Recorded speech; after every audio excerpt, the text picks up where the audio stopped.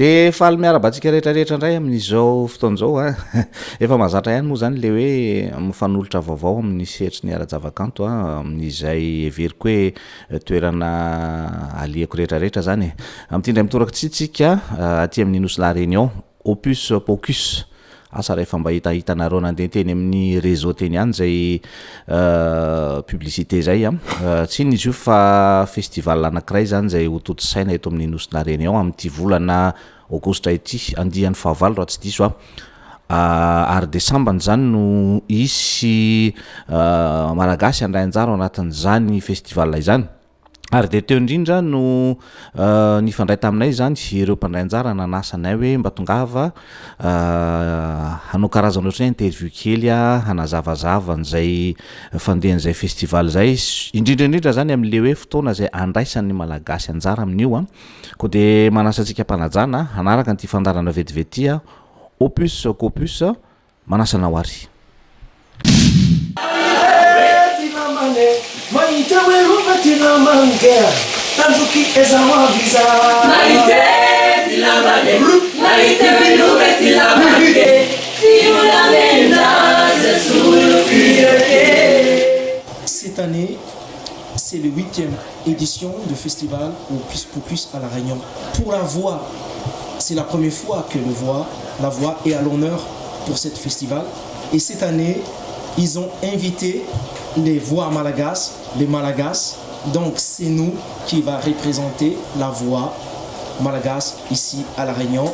À côté de moi, Monsieur Ndjiva, Asna, Safidi, Suaravelo, Meva et Fi Raich.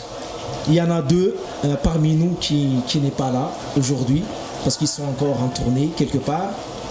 Ant de Tarkalolo Sintar et Eusebia de la fille de Rod Salek Jozoub. Faly zahay mandray anjara an'ity festival ty miaraka amin'ny Tarka Onjapeo malagasy ny anarany, l'écho des voix malgaches.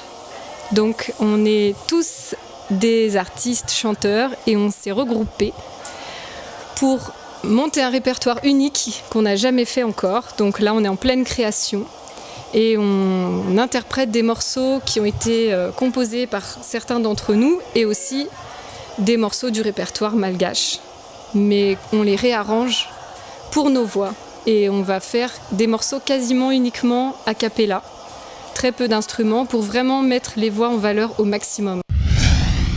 Donc un spectacle très spécial parce qu'on va jouer dans un endroit spécial, dans une église à Saint-Gilles-Léo, le 21 août à 19h. Ce sont des chanteurs, passeurs des messages. Venez tous, papa, maman, cousins, cousines, voisins, voisines. C'est la voix malgache qui va sonner. Venez nombreux. Peace.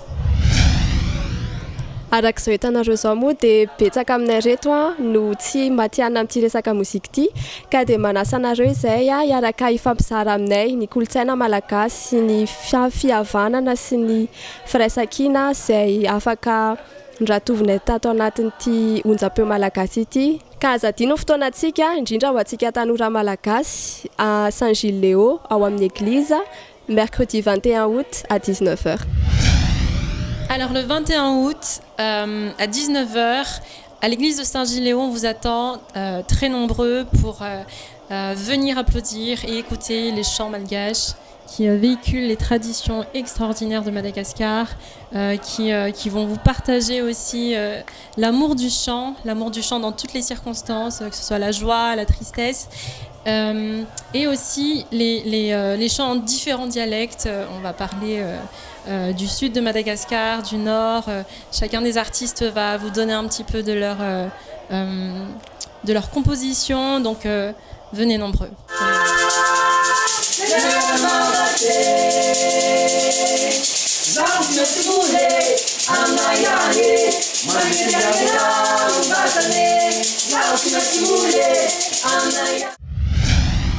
De azadino zany azadino ny fotoanantsika araka ny voalazo anatin'ity boky kely ity zay milaza mahakasika an'izay fandaram-potoana zay ny anjarantsika malagasy zany de ny alarbi fa araiky am' roapolo ny volana aogostra any amin'ny fiangonana Saint Gilles Léo amin'ny 7 ora riva zay zany ho anareo zay lina na ihany ko tsika tsara ihany foana le fanotronany na amin'ny lafin'ny fanatanjahantena na amin'ny lafin'ny ara-javakanto ny fanotronan'ny olona de anisan'ny hery lehibe ho an'ireny olona ireny ka de manantena fahatongavantsika be da be anotrona ireo mpanakanto malagasy zay hanome voninahitra hitondra avo ny lentany malagasy zay fa de veloma daholo indray ary